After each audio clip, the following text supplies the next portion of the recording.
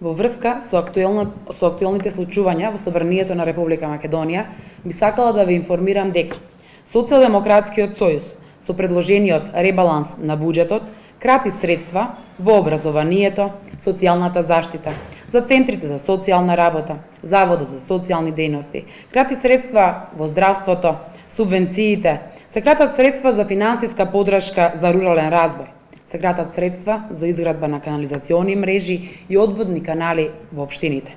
Се кратат средствата за капиталните инвестиции, а на сметка на СЕО-ва се зголемуваат средствата за вработување на партиските кадри во министерствата и во влада. Еве, на пример, се кратат над 20 милиони евра за инвестиции во образованието, и тоа како во основното, средното, така и во високото образование. Ова кратење на буџетот директно се отсликува врз некои инфраструктурни работи кои веќе се започнати и истите треба да се завршат во делот на образовната инфраструктура. Оваа така наречена реформска влада, која ветуваше вложување во инфраструктурата и градење на автопати, сега крати 266 милиони денари за изградба на железничката инфраструктура на коридорот 10 и изградба на коридорот 8, кој е од витално значење за нашиот регион. Како пратеник поднесов голем број амандмани и тука би сакала да ги споменам само амандманите кои се однесуваат на жителите на Крива Паланка и Ранковце.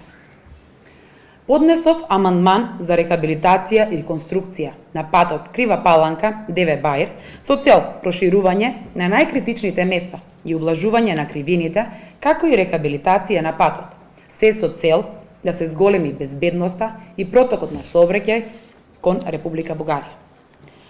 Амандман за изградба на патен правец Голема Црцорија – Голеш, со што ќе се овозможат подобри сообраќајно-комуникацијски услови помеѓу Република Македонија и Република Србија.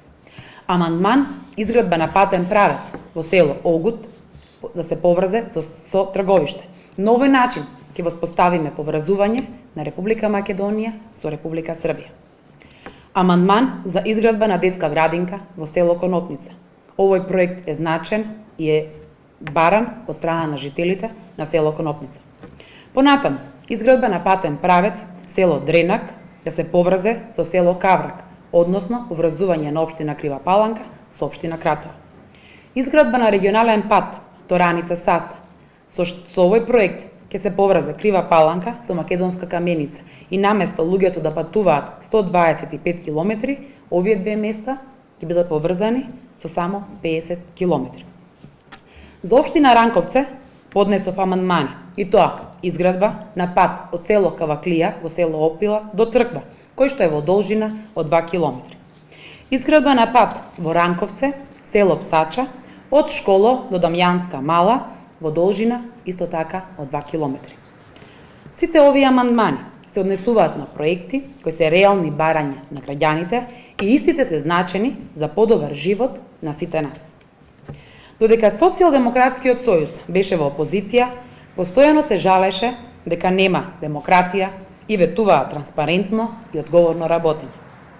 Но сега, кога се на власт, од страна на Социјалдемократскиот сојуз не беше припатен ниту еден амандман кој е поднесен од нас пратениците од ВМРО-ДПМН.